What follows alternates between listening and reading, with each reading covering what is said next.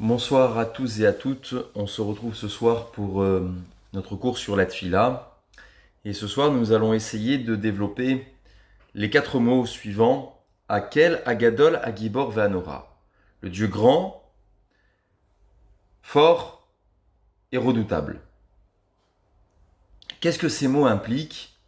Et surtout, la Gemara souligne que tout le temps, un homme doit faire des éloges d'abord à son Dieu et après seulement prier.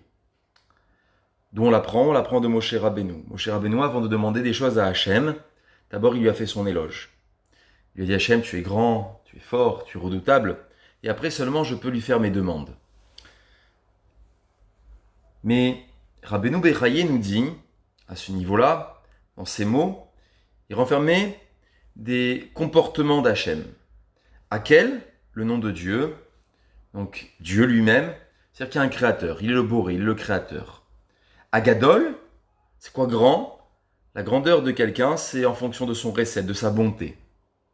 Agibor, fort, puissant, c'est dans la justice. Hachem, lorsqu'il juge, il est très très puissant. Ve'anora est redoutable, il est redoutable dans la miséricorde. À Kadosh Baruch Hu, ici, on dévoile dans ces mots, comme il dit Rabbeinu Bechaye, Akel, Agadol, Agibor, Ve'anora, il y a 3 comportements. Et Ravolbe note ici un point important. Voilà que nous devons comprendre comment Hachem il agit. Comment Hachem il se comporte. Il se comporte avec du chesed, de la bonté, avec du din, avec de la stricte justice, et avec de la rachamim, de la miséricorde. Mais une question dans cette merveilleuse introduction, pose un problème, une vraie question.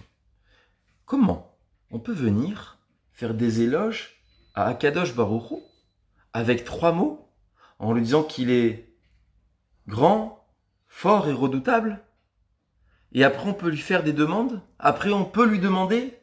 Mais demande Ravolbé, mais si je viens chez vous et je vous demande un service, et avant de vous demander ce service, je vous passe la pommade, et tu es grand, et tu es fort, et tu es redoutable, et tu es le meilleur, et tu es le plus intelligent, et tu es ceci, et tu es cela.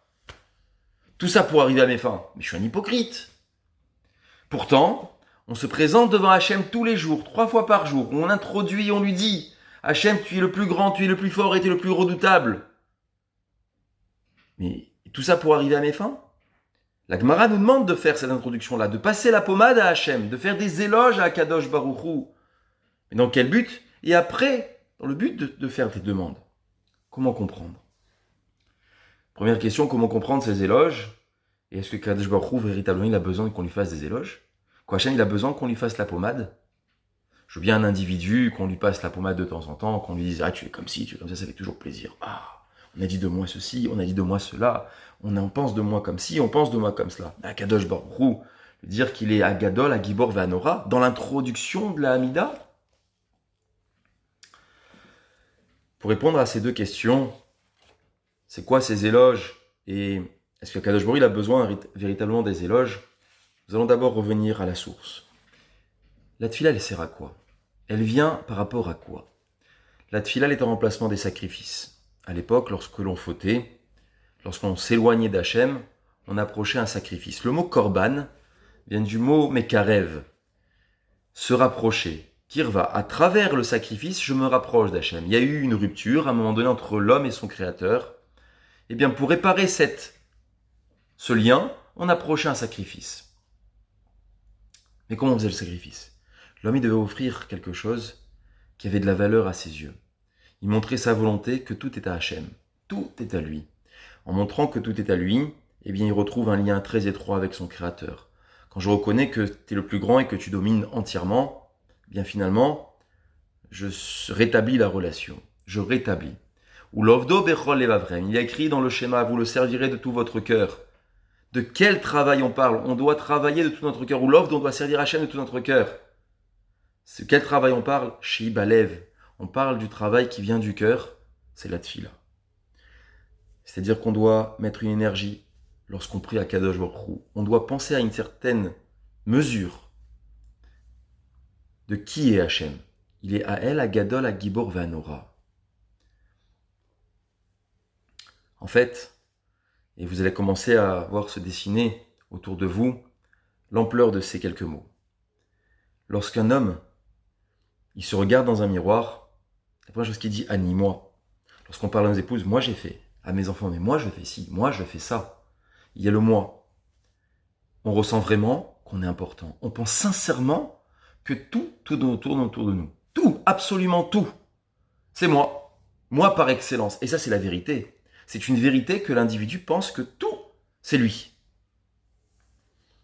Simplement, si c'est comme ça, il faut savoir que devant Akadosh Baruch Hu, on n'est rien. Si tout, il est tout lui, alors il n'y a plus de moi devant lui. Il n'y a plus du tout de moi. Je ne peux pas exister. Zoï avoda shebalev, c'est ça le travail du cœur, c'est que tout est à lui. Si je pense que ça vient de moi, inutile de me retrouver devant lui. En fait, il faut déterminer comment on se colle à Akadosh Baruch Hu, comment on arrive à se coller à Akadosh Baruch Hu, comment on arrive à être proche de lui, et en pensant que tout est à lui. Alors le Hani, en disant moi, ça marche pas. Parfois, deuxième formule, bon, il y a Hachem, mais il y a aussi moi. Ça, c'est ceux qui ont déjà fait un travail. Il y a moi et lui, on est deux. C'est pas mal déjà, mais c'est pas suffisant. C'est pas suffisant. Tout est à Kadosh Baruch Hu, absolument tout. Gam dit Ravolbé aussi. Lorsque l'homme, eh bien, il veut ressembler à Kadosh Baruch Hu dans son comportement. Voilà. Combien on peut être proche d'Hachem juste en le ressemblant. En le ressemblant. Il est Rachoum, il est miséricordieux, il est Émet, il est vrai, il est droit, il est juste, il est Chesed, il est bon. En fonction de comment il est et que je me calque à lui, je peux m'intensifier, à m'attacher à lui. Je peux arriver à cet attachement très étroit avec Akadosh Baruch Hu. Mais on n'a toujours pas expliqué en quoi, lorsqu'on passe la pommade, eh bien, Hachem, il a besoin de ces quelques mots, ou bien en quoi faire ces éloges-là, en quoi on a véritablement besoin. Nous dit Ravolbé la chose suivante. C'est très difficile de s'annuler devant un Kadosh Baruch Hu. C'est très difficile de s'annuler. Regardez, entre deux individus, on a du mal à s'annuler. Lorsqu'il y a une dispute dans un couple, entre un homme et une femme, moi je. Il n'y a que moi qui compte. Il n'y a pas nous, il y a moi et il y a toi. Avec Kadosh Baruch Hu, c'est pareil, il y a moi et il y a toi. Il n'y a pas toi. Là est la difficulté de la tefila. Il faut qu'il n'y ait que lui. Il faut que je me fasse complètement. C'est pour cela que nous disent Rachamim, avant de demander quelque chose à Kadosh Baruch Hu, nous devons savoir faire des éloges à Kadosh Baruch Hu afin que nous sachions, mais à qui on parle? À qui on parle? Nos enfants, la première éloge qu'ils font de nous, nos enfants, c'est dire papa, c'est dire maman. Ils reconnaissent qu'ils ont papa ou maman. C'est pas, hé, toi, s'il te plaît, j'ai quelque chose à te demander. Non, il y a du respect. Ils reconnaissent une grandeur. À qui ils parlent? Papa, maman, il y a un nom. On nomine à elle, à Gadol, à Gibor, Ve'anora. Ces quelques mots ne sont pas pour Hachem, ils sont pour nous. Pour qu'on sache à qui on parle, à qui on s'adresse. Est-ce que nous avons compris à qui on est en train de parler? Devant qui on se tient? C'est seulement après avoir su à qui on parle que nous pouvons demander nos besoins. On peut demander à Kadosh Baruch Hu ce que j'ai besoin de ci, j'ai besoin de ça. Et cette reconnaissance-là, de s'effacer totalement devant lui, avec ces quelques mots, Akel, Agadol, Agibor, Vanora, en reconnaissant ce qu'il est, je m'efface complètement, c'est pas seulement au début de l'Amida, c'est tout le long de l'Amida. Lorsque je vais lui demander, eh bien par exemple l'intelligence, je suis pas suffisamment évolué dans la vie, j'aimerais acquérir plus de maturité, Hachem aide-moi. Hachem aide-moi à être plus intelligent. Mais il faut que je lui demande en m'effaçant. J'ai pas d'intelligence pour moi, Hachem. J'ai besoin d'être intelligent pour toi. J'ai besoin d'intelligence pour toi. Pareil pour la santé. Tu veux que celui-ci soit en bonne santé. Mais qu'est-ce qu'il fait? Il tue, il vole, c'est un voyou. Il brûle des maisons, il frappe des gens, il se comporte mal. Hachem, guéris-le. Mais 2 secondes, mais qu'est-ce qu'il fait toute la journée? Il me parle, il me dit, la gadol, la gibor, vanora, il me parle, il veut que je le guérisse. Mais il me parle à moi. Et en fait, il veut rester dans le même état d'esprit. Parnassa, tu veux l'argent. Mais pourquoi tu veux l'argent? Pour toi personnel ou pour Akadosh Baruch Hu? C'est ça la difficulté. Nous avons besoin de se demander soi-même tous les jours. Lorsque je demande quelque chose à Akadosh Baruch Hu, dans les 13 demandes qu'il va avoir dans la Mida et que nous tentons d'expliquer à travers ce cours, est-ce qu'on les demande pour soi ou pour lui? Tu veux partir en vacances. Et pour qui tu pars en vacances? Pour ton kiff personnel ou pour essayer de servir un peu mieux à Kadosh Baruch Hu le reste de l'année? Tu veux sortir du confinement. Pour faire quoi? Pour servir Hachem ou pour finalement reprendre ta vie de tous les jours? Et tu n'auras pas finalement changé autant que cela. C'est ça, Akel, Agadol, Agibor, Vanora. Et pour conclure ce texte, dans toute la Hamida, on commence avec des éloges envers Akadosh Baruch Hu, Akel, Agadol, Agibor, Vanora, en mentionnant ces quelques mots. 1 fois, 2 fois, 3 fois, je comprends que dans ce monde, il y a un conducteur qui agit avec chesed,